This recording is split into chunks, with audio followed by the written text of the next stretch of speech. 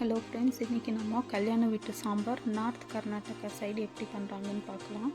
இதுக்கு நான் 2 ஸ்பூன் மல்லி எடுத்துக்கிறேன், 1 ஸ்பூன் ஜீரா, அரை ஸ்பூன் சோம்பு, 1/4 ஸ்பூன் மிளகு, பேடிகை மிளகா ஒரு 5லேருந்து 6 எடுத்திருக்கேன். உளுத்தம்பருப்பும் கடலப்பருப்பும் ரெண்டுமே நான் ஒரு ஸ்பூன் எடுத்திருக்கேன்.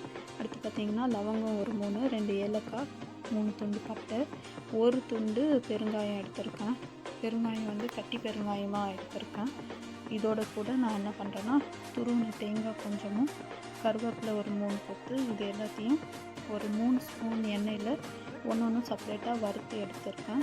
இந்த வறுத்து எடுத்துருக்க இந்த இன்க்ரீடியன்ஸை பேஸ்ட்டாக அரைச்சி எடுத்துக்கலாம். ஒரு கடாயில் இப்போ நான் கொஞ்சம் எண்ணெய் சேர்த்துக்கிறேன். எண்ணெய் சூடானதும் கொஞ்சம் கடுகு பொரிஞ்சதும் கொஞ்சம் ஜீரா சேர்த்துக்கிறேன். அடுத்து கருவேப்பிலை, அடுத்து கட் பண்ணி வச்சுருக்க ஒரு வெங்காயம், இதை வதக்கிட்டு ஒரு மிளகா 1 காரம் இல்லை இது ஃப்ளேவருக்காக 1 சேர்த்துக்கிறேன். அடுத்து 1 ஸ்பூன் இஞ்சி பூண்டு பேஸ்ட்டு, இதெல்லாம் வதங்கினதும் ஒரு தக்காளியை கட் பண்ணி அதையும் வதக்கி எடுத்துக்கிறேன். அடுத்து பார்த்திங்கன்னா பூசணிக்காய், கட் பண்ணி வச்சுருக்க பூசணிக்காவை சேர்த்து மிக்ஸ் பண்ணிக்கிறேன். 1 ஸ்பூன் மிளகாத்தூள் சேர்த்துக்கிறேன். இது சேர்த்துட்டு நான் லெமனில் பாதி சைஸு புளியும் அந்த புளியில் பாதி சைஸ் வெல்லமும் கரைச்சி சேர்த்துக்கிறேன். அதோட கூட தேவையான அளவு உப்பு சேர்த்துக்கலாம். சேர்த்துட்டு இதை நல்லா மிக்ஸ் பண்ணிவிட்டு இந்த புளி சுண்டுற வரைக்கும், அந்த பச்சை வாசனை போகிற வரைக்கும் இதை நல்லா கொதிக்க விடலாம். இது கொதித்து வரட்டும். இந்தளவு கொதிச்சதுக்கப்புறமா கொஞ்சமாக மஞ்சள்தூள் சேர்த்துக்கிறேன்.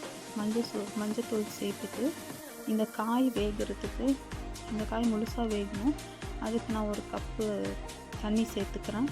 தண்ணி சேர்த்துட்டு இது முழுசாக வேகிற வரைக்கும் நம்ம வெயிட் பண்ணலாம்.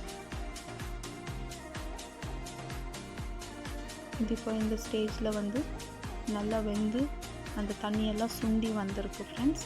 இந்த டைமில் வந்து பார்த்திங்கன்னா அரைச்சி வச்சுருக்க பேஸ்ட்டை நம்ம ஊற்றி அந்த பேஸ்ட்டையும் நம்ம நல்லா மிக்ஸ் பண்ணிவிட்டு அதுக்கும் கொஞ்சம் தண்ணி சேர்த்து ஒரு 5 நிமிஷம் இதை நல்லா கொதிக்க விடலாம்.